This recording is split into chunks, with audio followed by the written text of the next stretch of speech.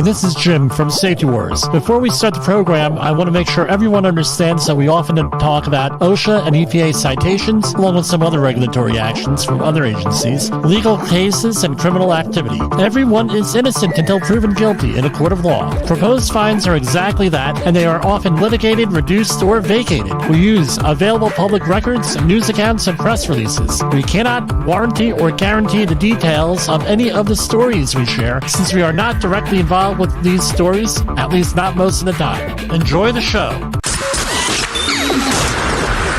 This show is brought to you by SafetyFM. And from the border of liberty and prosperity in the highway to the north, this is Safety Wars for December 12th, 2023. How's everybody doing out there? Hope you enjoyed the program last night. That was my intention, to make it exciting. The Safety War is not only about OSHA, EPA, environmentalists. It's a threat to everything. We're going to cover some other stories here tonight. But what the main point of last night was this.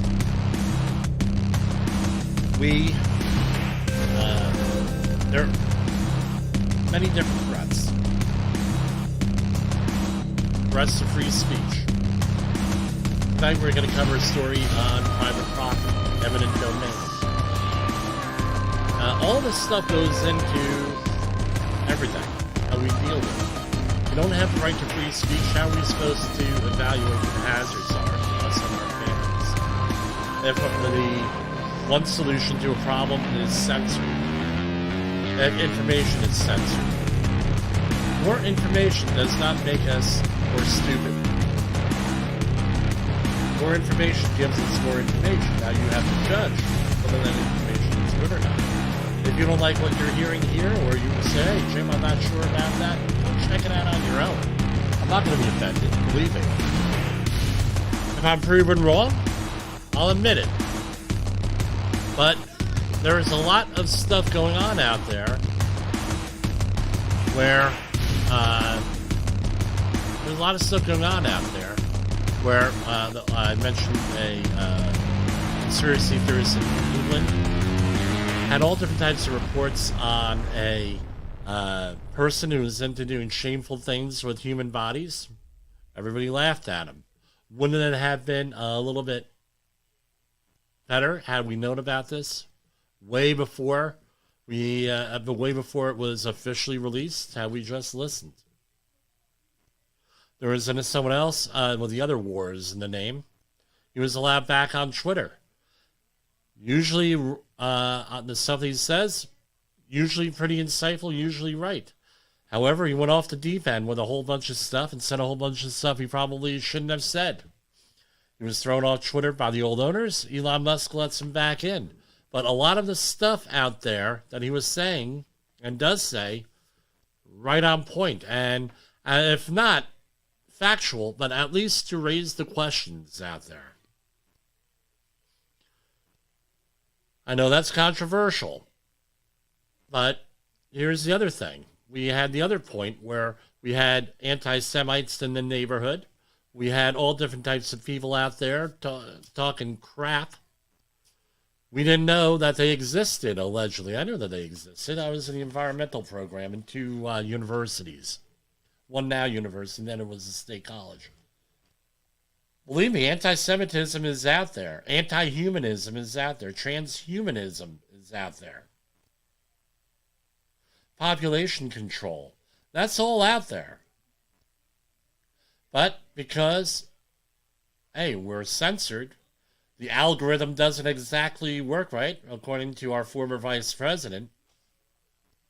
He wants to outlaw algorithms and control all the information, according to what he said last night, or last week at the COP28 conference.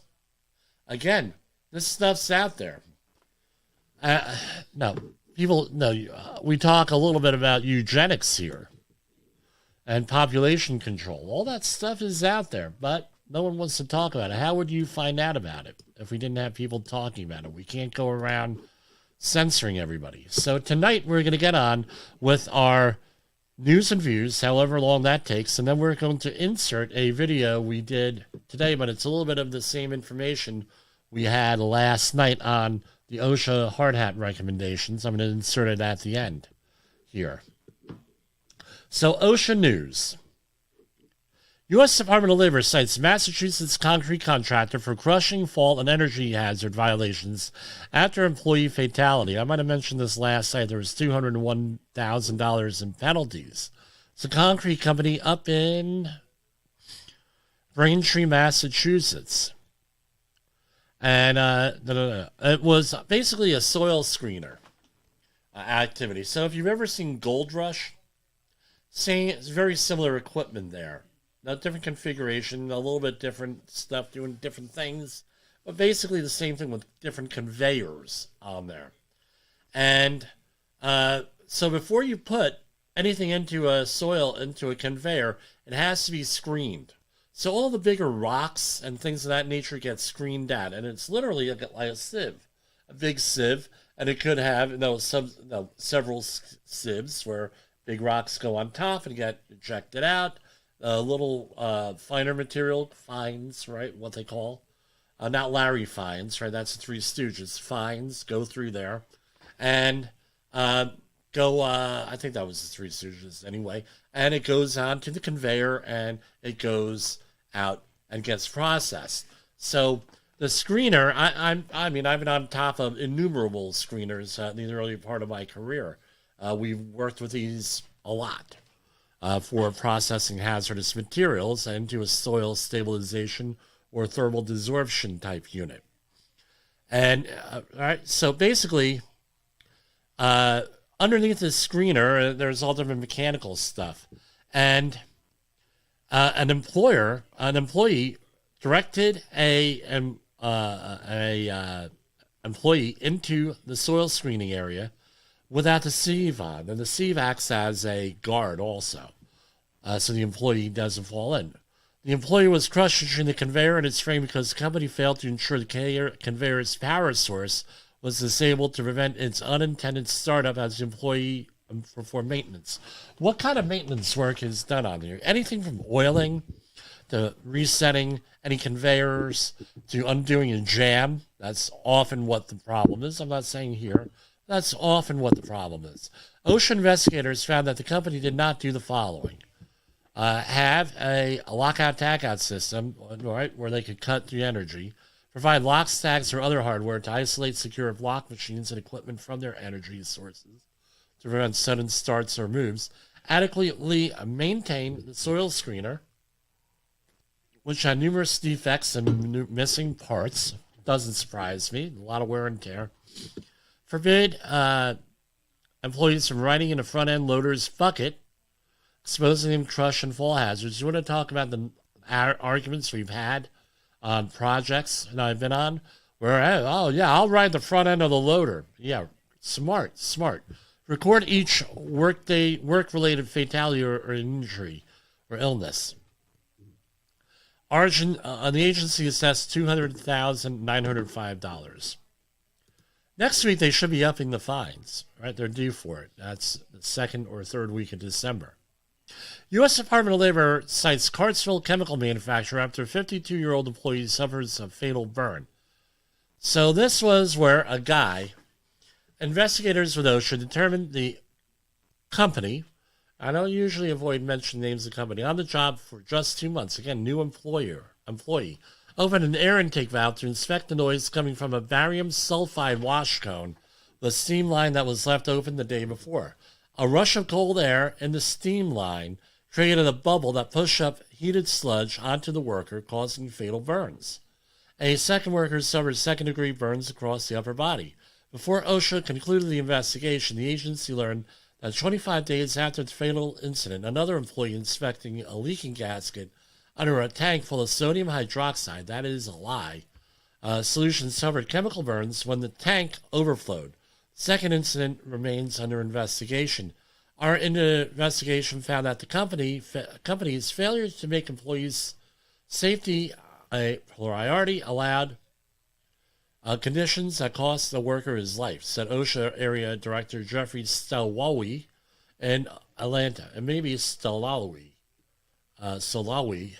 depending on the Polish pronunciation. Two serious incidents just weeks apart show that the culture at the chemical company must change to emphasize workers' safety and health. OSHA will continue to monitor and hold the company accountable until there are changes. So they failed to establish lockout tagout, failed to inspect those procedures. They had to be updated and reviewed at least annually or as appropriate. Allowed slip and trip hazards to exist by failing to keep mid-tier catwalks free of corrosion. My question is, because of the new OSHA recommendations on helmets, are we all going to have to wear helmets? Right? Expose employees to entrapment hazards by not clearly marking the routes to emergency exits. Failed to provide readily accessible safety data sheets for hazardous chemicals in the facility. So let's do a little test here. 2 chemicals. Let's go to Google. How long does it take to find an SDS on these chemicals? First of all, when you get the SDS from whoever you buy the chemicals from, or if you make them on site, you have to make your own SDSs and other stuff too. So the first one is barium sulfide.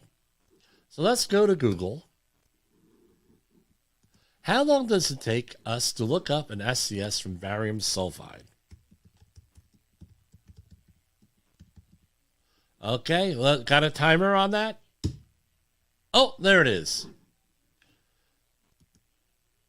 Here we have the safety data sheet for barium sulfide, right, from a company. Wow. Now, if I hit print, it's just however long it takes to print out.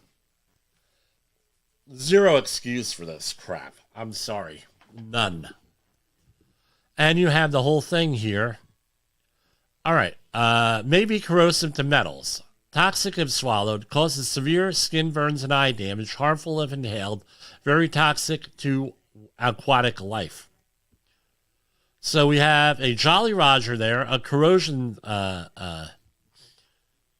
pictogram, and a dangerous to environment pictogram. I'm not going to mention the manufacturer here. We're going to go down. What is the pH of this material? Bear with me. There is a PEL of 0.5 milligrams per meter cubed. Here there is an ACGIH of TLV of 0.5 milligrams per meter cubed. pH, no data available, but it is corrosive. We do know that. It's a crystalline powder, and the melting point is 1200 degrees Celsius. So that would indicate to me that it was very hot, 1200 degrees Celsius. Anyway, again, easier found. How about sodium hydroxide? SDS. Okay, I typed it in. Oh, there it is. All right.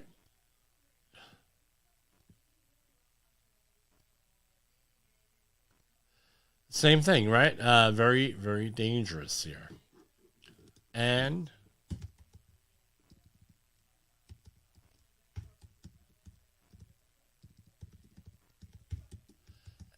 so what are some of the synonyms for sodium hydroxide? Sodium hydroxide is also known as lye or soda or caustic soda. So how a lot of companies that I've worked with try to make things sound out as bad, they call it caustic soda. All right, that's nice.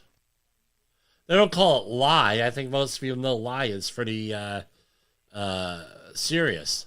Now, I was in now they didn't call me in on this, but I was at a facility where they had an accident with lye. And basically, a guy got it on his skin. This goes back to the don't use the color test thing with colors. Use proper name for PPE. And someone got a yellow suit. Right? Got a chem suit. And he went out and put on a white Tyvek suit to handle sodium hydroxide. Got it on his leg, thought it was water. Until about 8 o'clock at night when his legs started to defat. And he ended up with 4th-degree chemical burns, needing plastic surgery all over his knees. Great thing, huh? Here we have federal safety investigators. This is in Palatine, Illinois. Federal safety inspectors find a Palatine roofing contractor continue to expose employees to deadly fall hazards. Cite the 6 violations since 2019.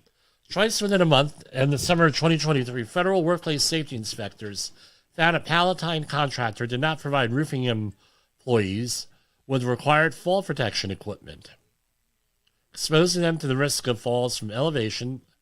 Right, the construction industry's leading cause of workplace deaths. This is from the Department of Labor news releases. What else? They're assessed $275,000. Let's go through this and see what we got here.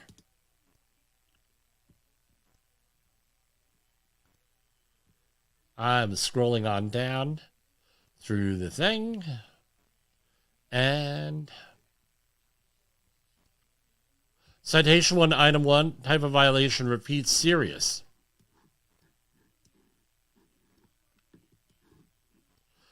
Each employee engaged in residential construction activities 6 feet or more or above lower levels were not protected by guardrail systems. This is a repeat violation. And they list all of the things here going back to 2021, 2020, 2019, so 4 years back. $120,313 for a repeat. Here we have a repeat other. All right. No, the employer did not verify compliance with paragraph A of 1926-503 by preparing a written training certification record, including the name or other identity of the employee trained in the dates of training and the signature of the person who conducted the training. So no certification. This was a repeat. They had repeat violations going back to 2022 on this. Citation, $859 for that.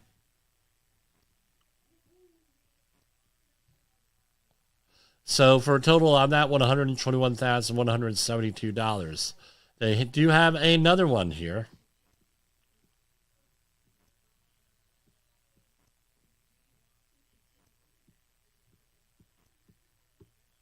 Scrolling down the document. Citation 1, item 1. No, this is a repeat violation. Citation 1, item 1. At another one of their job sites. No safety glasses or other eye or face protection, $17,189. Citation 1, item 2. Repeat. No training, again, $17,189. Citation 2, item 1.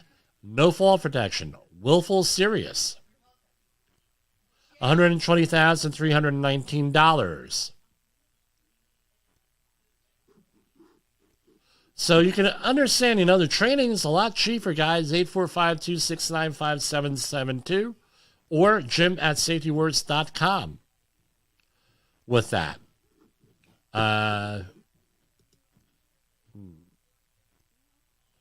Here we have another story here. We'll go over this one. Investigation finds Ohio food processors' failure to guard machines' moving parts led to a temporary worker to suffer an amputation injury. This is at a group in Cincinnati, $242,000 in proposed penalties. And they were on the Severe Violator Enforcement Program in 2017. And April, OSHA assessed the company of $1.9 million for proposed penalties after another temporary worker suffered injuries in 2022. OSHA cited the plan for similar violations less than 2 weeks before the October 2022 injury. Company is contesting both. Right? So, let's see here. So, here we have a repeat serious violation, no lockout tagout, $85,000. Another one, item 1, citation 1, item 2, repeat serious, no guarding, $156,000 for $242,000. I don't know. I think I probably would have advised my client to, change their ways here after they get hit with a $1.9 million fine, proposed fine. I'm not going to mention the name of the food here, but anyway.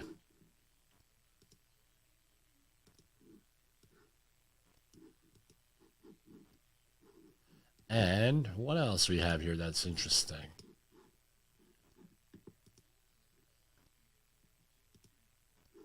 $52-foot-long dead fin whale washes up in San Diego Beach, cause of death unclear. This is from yesterday. A 52-foot-long dead fin whale washed up on San Diego Beach over the weekend, and officials say there was no obvious sign of death. I don't know. Is this being Jersey-fied here in the New York area, Southern California? The young female whale was found Sunday on Mission Beach and was later towed out to sea. Fin whales are the second largest whales in the world after blue whales. They can grow 70 to 80 feet long and weigh 50 tons. They are endangered and thought to number around 8,000 off the West Coast. It's probably the first couple of years of its life. It didn't appear to have been dead long because there wasn't much evidence of scavenging. There was no obvious obvious cause of death here. They're doing a necropsy here up to a certain point. Here we have none. You talk about now, and I'm going to coin a phrase here. We heard of predatory lenders, right? How about predatory employers? Here's one. Bay Area CEO accused in lawsuit of enslaving an assistant and taking into a dark abyss of sexual horror. This is from Bay Area News Group, a story by Ethan Barron, I guess. A CEO fired this fall from a major Bay Area technology company is accused in a new lawsuit of enslaving his assistant and sending her into a dark abyss of unwanted sexual horror.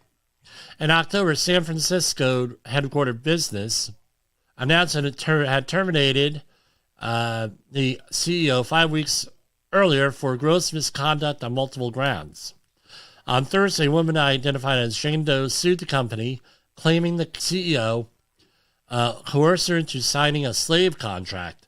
Years of rape, sexual abuse, torture, and assault followed, the lawsuit alleges. I'm not going to go into details here, but I'll just say predatory employer. Pharmacies share medical data with police without a warrant, an inquiry finds.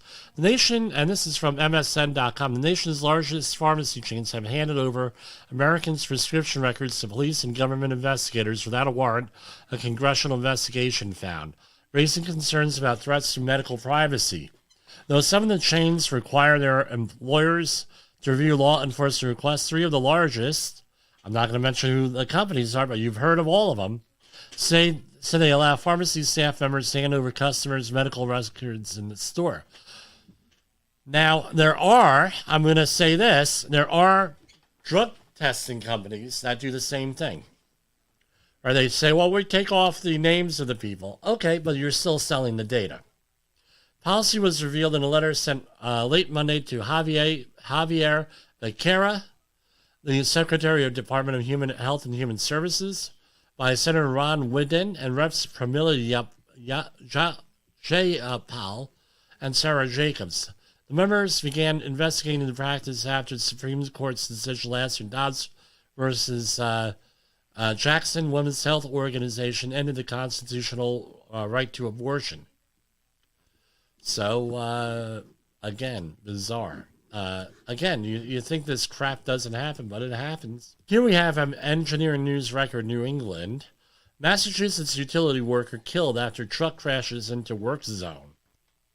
A New Hampshire man is facing multiple charges after his truck fatally struck the worker and a police officer. A National Grid worker and a police officer were killed and 2 others injured, and this is from December 8th, after a pickup truck slammed into their work site on a major Massachusetts thoroughfare, highlighting the dangers utility and construction crews face.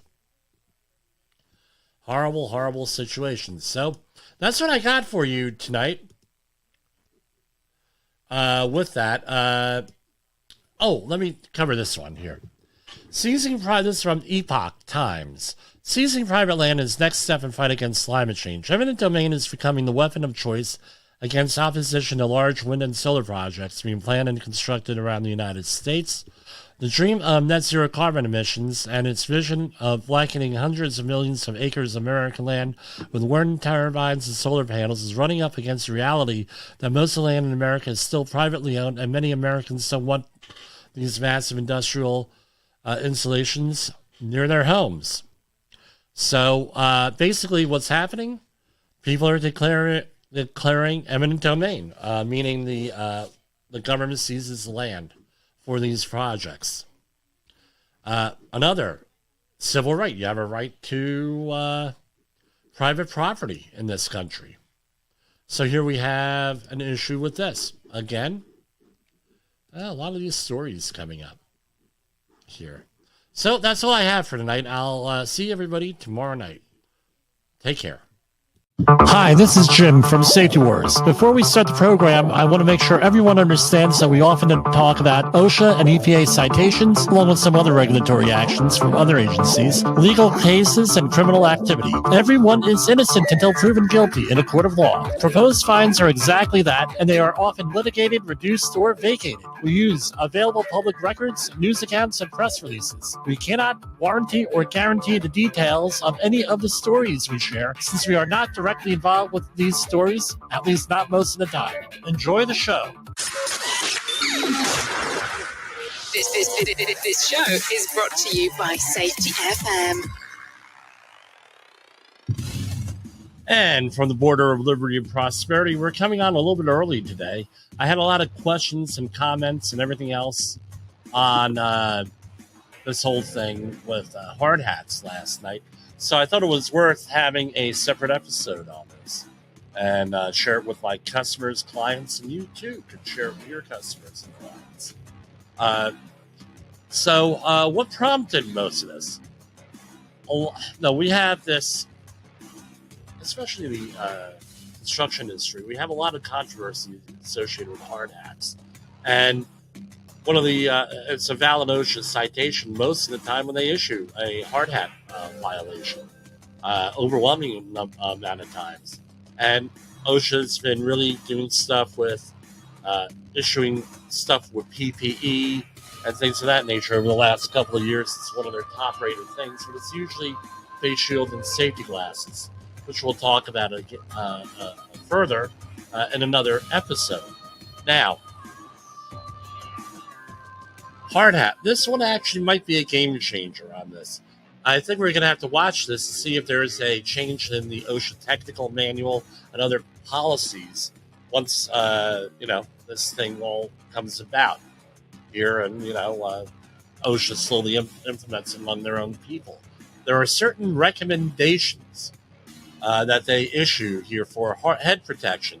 And I'm just wondering if this is ever going to make it into enforcement, or is this going to just stay an internal policy? So yesterday, let's stop that. We had our regular episode. We have our OSHA news releases, December 2023, and we review these. These are all open source and everything else. Let me share this because we're going to be sharing a lot of this stuff here. And okay, So right here, and let me zoom in a little bit.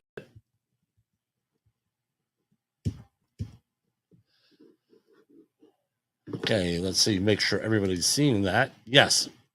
So OSHA announces switch from traditional hard hats to safety helmets to protect safety agency employees from head injuries better. And here's the release here. OSHA announces, this is yesterday, December 11th, OSHA announced the switch from traditional hard hats to safety helmets to protect agency employees from head injuries better. I might have chosen a little bit, right, better title here. It's a little bit wordy, but anyway. The U.S. Department of Labor's Occupational Safety and Health Administration announced that the agency is replacing traditional hard hats used by its employees with more modern safety helmets to protect them better when they are on the jobs. Now, there's some key data in here that if you're a safety professional or anyone responsible for safety, you have to take a look at here. In 2020, the Bureau of Labor Statistics reports head injuries accounted for nearly 6% of non-fatal occupational injuries involving days away from work. Almost half of those injuries occurred when workers came into contact with an object or equipment, while about 20% were caused by slips, trips, and falls. Now, we were recently cleaning out my mom's house, and we came across this. This is probably, and I don't have a date on here, pardon me, I hit the mic. Probably from this is after 1945, roughly. Probably right after World War II. This is from the previous owner of the house,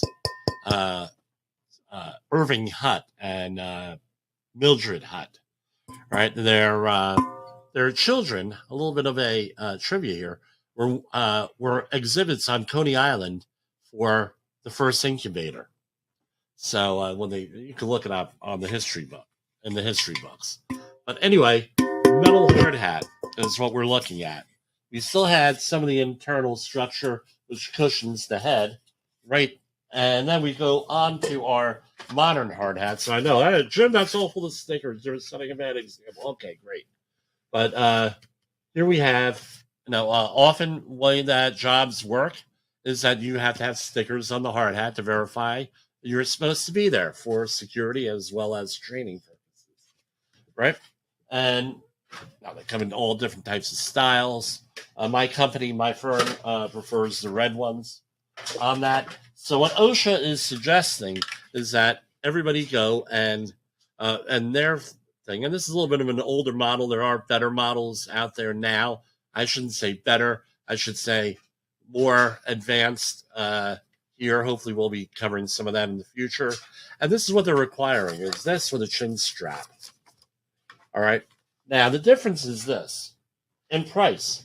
For this, a traditional hard hat, you get on that website that's named after the river in South America.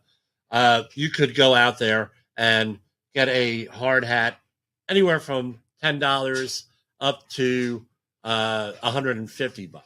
The helmets are running in at the upper 90s, upper lower hundreds usually. You may be able to get a better price on them with this. So what they're requiring is a helmet style with this. And I've been wearing this one for about 4 years now whenever I'm working at height or in the maritime environment because chin strap. Now, something to point out here, right? And we're going to go into letters of interpretation in a minute here.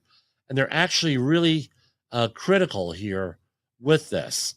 So what does OSHA say, at least officially, in the regulations?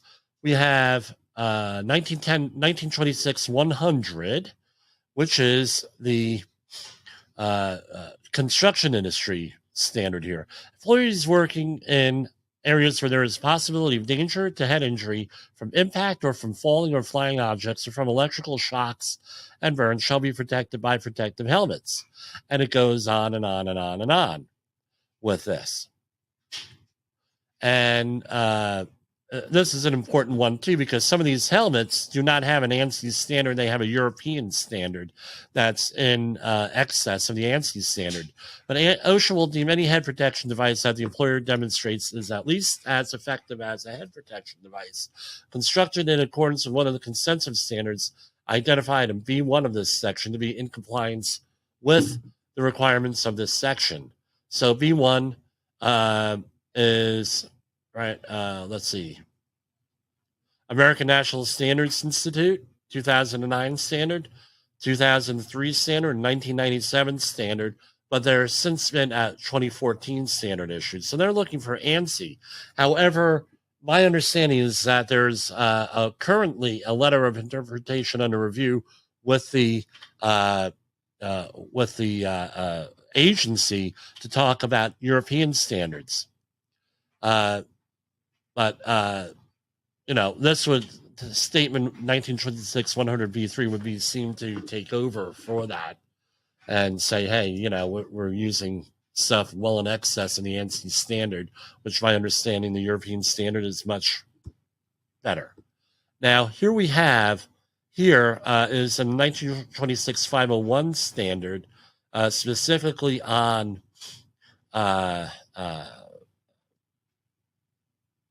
in the fall protection standard, 1926-501C, protection from falling objects. When an employee is exposed to falling objects, the employer shall have each employee wear a hard hat. And again, hard hats, like all PPE, are not an end-all and be-all. You have to have other things in there. So you have to go through that hierarchy of controls that we always talk about. Eliminate the hazard, and substitute, a less hazardous thing for a more hazardous thing for a less hazardous thing. I was mixed that up, how to say that, but you want to make things more safe. You want to have some type of engineering control, administrative control, PPE as being the last. So just because you're wearing a hard hat does not mean that it's okay to do all different crazy stuff to put your head in the line of fire or to have overhead hazards. That's not what that says. And it has all this stuff: erect toe board screens, some guardrails, erect the canopy structure, barricade the area to which objects could fall. So some type of barricade. You can go and read the whole thing yourself. I'm not going to read it word for word. Now we have other regulations here that are with us. Here we have the 1910-135 regulation under general industry. The employer, and this basically says the same thing as 1926-62, I think almost word for word with that. So, again, you have to have some type of an assessment done.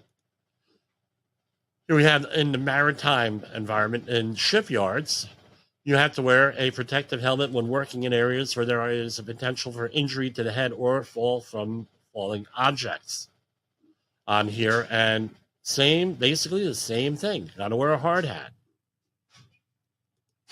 And here we have in the longshoring regulation here, same deal, hard hat. And it keeps referencing ANSI Z89.1, and I'm not going to go into this in its entirety, but essentially you go to the ANSI.org website, you buy yourself a standard off of them, but basically you have two types of hard hats you're rated for. Type 1 from the top, type 2 from the side. Those are the two major types, and then you have different types within that also there. Now, what your company or your employer has to do is do an assessment and figure out what exactly they're going to need. So here we have, let me just read that. I have class type 1 from the top, type 2 from the side, right? Or off center, they call it. Then you have electrical classes. So you have class C for hard hats, electrical, that are rated for protection of up to 20,000 volts. Class G general with offer protection up to 2,200 volts. And Class C conductive, and they give zero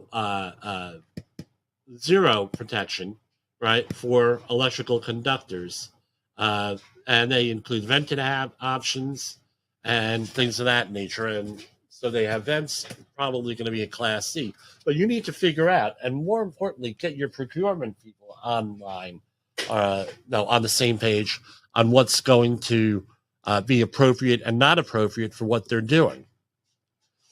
Now, this was what they referenced yesterday. Let me pull it up.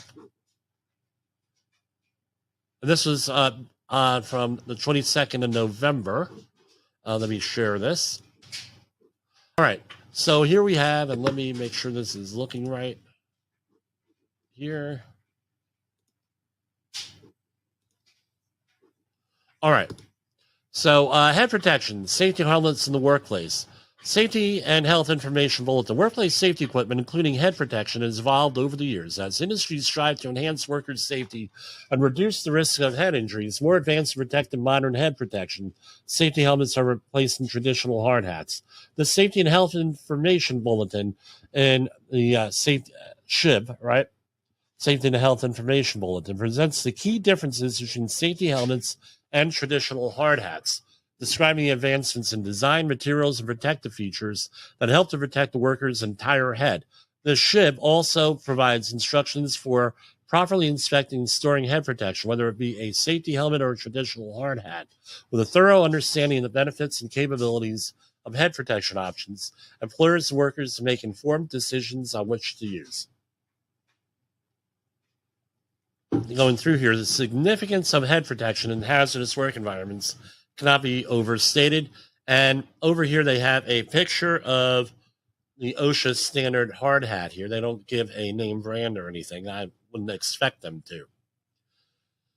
For decades, traditional hard hats have been the go-to choice for protecting workers' head. Made of rigid materials like high-density polyethylene, traditional hard hats provide a basic level of protection. However, as technology and scientific understanding of head injuries have advanced, safety helmets now provide further improvements to enhance workers' safety and to reduce the risk of severe head trauma.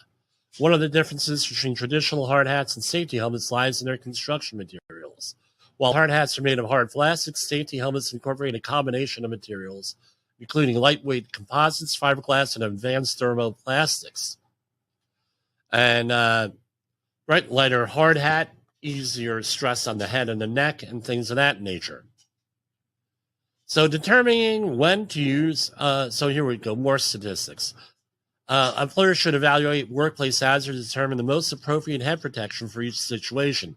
If head protection is needed for the job, employers should consider investing in better head protection with safety helmets to protect their workers. According to the Bureau of Labor Statistics, in 2020, head injuries accounted for 5.8% of non-fatal occupational injuries involving days away from work.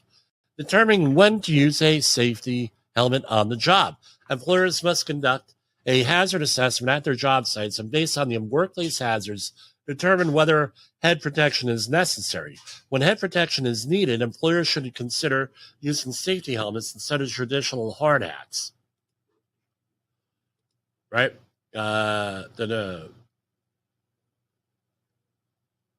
Right? Safety helmets instead of traditional hard hats so that employees are best protected against occupational head injuries. Recommended uses for hard hats. Right? I'm not going to read all of this. Construction sites, oil and gas injuries, industries, working from heights, electrical work, Class G and E helmets, high temperature work environments, specialized work environments, specific regulatory requirements, low risk environments. I'm hard pressed to say where this recommendation is not covered, right, on that. Basically everywhere. And then it goes into storing the hard hat and assessing it, things of that nature. That should all be in your 10-hour or 30-hour course. But, again, we do that. What's the main thing with a traditional hard hat that protects you is not only the shell, but the suspension system with that. Now, my question is this. What's your organization going to do?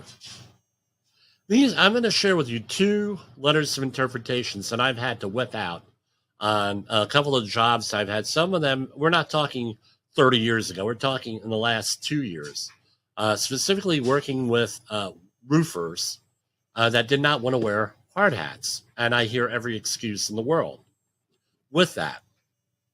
Now, this is a letter so the roofing company whipped out this letter saying this. And believe it or not, I have to say, unless I actually saw this, I have a hard time, believing that this actually happened here with this, the way that it says. My employees are working on a one-story roof. This is from 2004. With no construction being done over it. Also, there is no equipment on the roof that poses risk of head injury. My roofers remove their hard hats once they're on the roof and place them back on before coming down. This is violation 1926-100. Let me point out, I get this story from every roofer, and every time I've seen this story, now the writer of this letter, that's maybe exactly what happens. I have no idea. But in my experience, this never happens. Doesn't happen at all. All right. They'll walk through all different types of overhead hazards and then say, well, we're roofers, we don't have to wear hard hats because OSHA says we don't have to wear hard hats. And then you break this out and says, who told you that? Did you read it for yourself? This is not confrontational. No, did you actually read this for yourself? No? Well, because if that's what you're being told, there's a chance that the person that you heard it from either didn't read it or is lying to you. Or is being, producing stuff that's not necessarily true with this. So it states a regulation we just went on, and it says, as OSHA previously stated in an August 23, 1983 letter to Congressman Sisiski, where employees are not exposed to possible head injuries, head protection is not required by OSHA standards. In your scenario, where no work is being performed overhead, there is no employee exposure to possible head injuries, there's no OSHA requirement that hard hats be worn on the roof. Okay? Keep that in mind. Right? Right? And that's just, well, there are, right? Here we have another one. And this is from 2014, and they reference the first letter. According to OSHA's, and this is apparently a general industry type thing, is what they mentioned here, right? OSHA requires a hazard assessment to determine what's there. And what do you do after the hazard assessment? You have to apply what? Hierarchy of controls, which we just talked about. OSHA generally requires hard hats for employees working in areas where there is a possible danger of head injury from impact, falling, or flying objects, or electrical shock and burns. OSHA's general industry standard in head protection states, respectively, do not require workers wear hard hats where there is no risk of head injury, and it goes on and on and on. All right? And this specific letter was about heat stress, and OSHA, even back in 2014, recognized that there was no heat stress standard, and they included all different types of things going on there, right? For recommendations, the saying, general duty clause, that sort of thing. This is what they, I'm drawing an inference, but it's what they're implying here on this. Now, in the light of the recent press release, this is why these trade releases and press releases are important. Here, I'm going to highlight this. Let me make sure we can see this online easy. Okay, let me zoom in here. Okay, that's better. Almost half of the injuries, right? In 2020, the Bureau of Labor Statistics reports head injuries accounted for nearly 6% of non-fatal occupational injuries involving days away from work.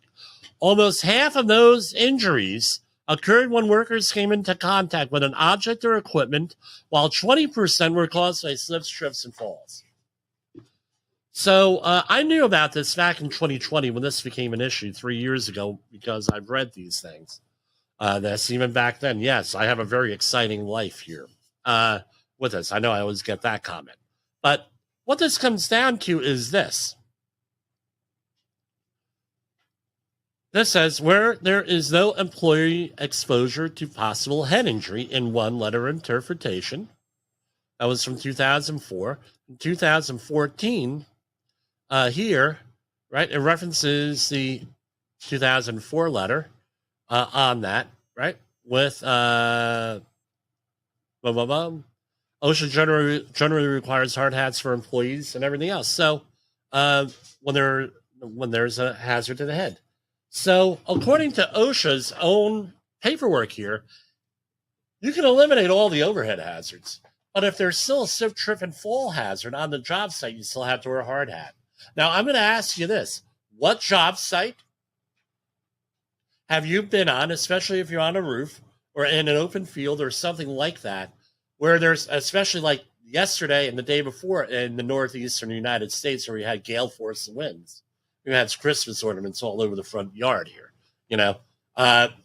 What job site are you going to be in where you're not going to have a flying object or a slip, trip, and fall hazard? They're not going to exist. Right? And this was the argument I used with and I say argument, I mean, we're professional. We don't scream and yell.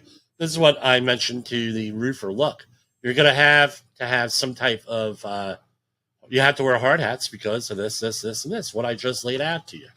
Now, my question is this.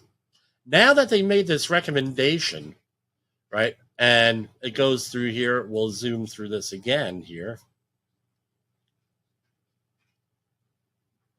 Boom, boom. And here you go. The agency recommends safety helmets be used by people working at the construction industry, the oil and gas industry, all this other stuff. What if you go, how's this going to work out in the technical manual here? They start citing people for head protection. Do we all now, was this like a back doorway of maybe getting a regulation through without regulatory review? I question.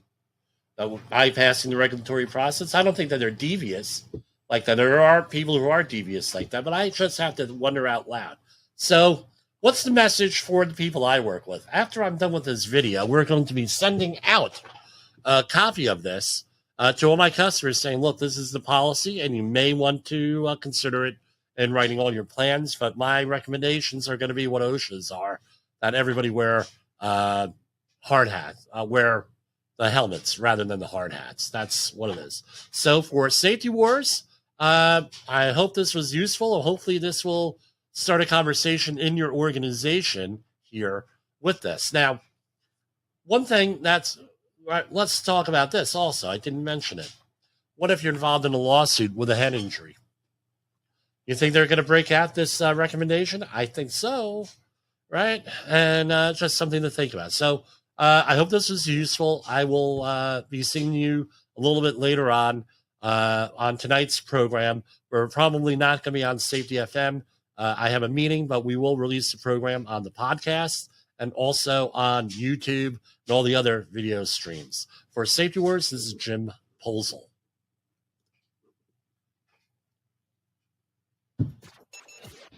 The views and opinions expressed on this podcast are those of the host and its guest and do not necessarily reflect the official policy or position of the company. Examples of analysis discussed within this podcast are only examples. They should not be utilized in the real world as the only solution available, as they are based only on very limited and dated open source information. Assumptions made within this analysis are not reflective of the position of the company.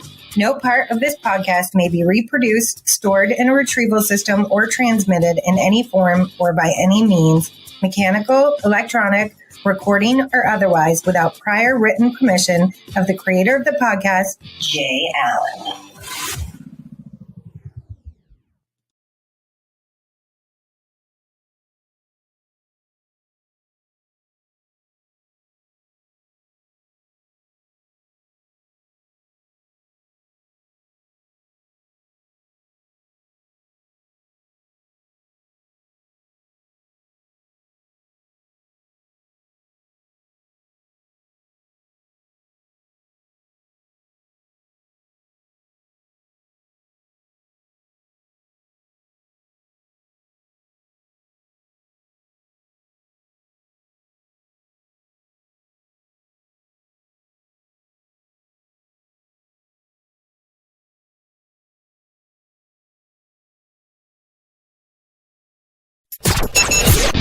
The views and opinions expressed on this podcast are those of the host and its guest and do not necessarily reflect the official policy or position of the company. Examples of analysis discussed within this podcast are only examples. They should not be utilized in the real world as the only solution available, as they are based only on very limited and dated open source information. Assumptions made within this analysis are not reflective of the position of the company. No part of this podcast may be reproduced, stored in a retrieval system, or transmitted in any form or by any means, mechanical, electronic, recording, or otherwise, without prior written permission of the creator of the podcast, Jay Allen.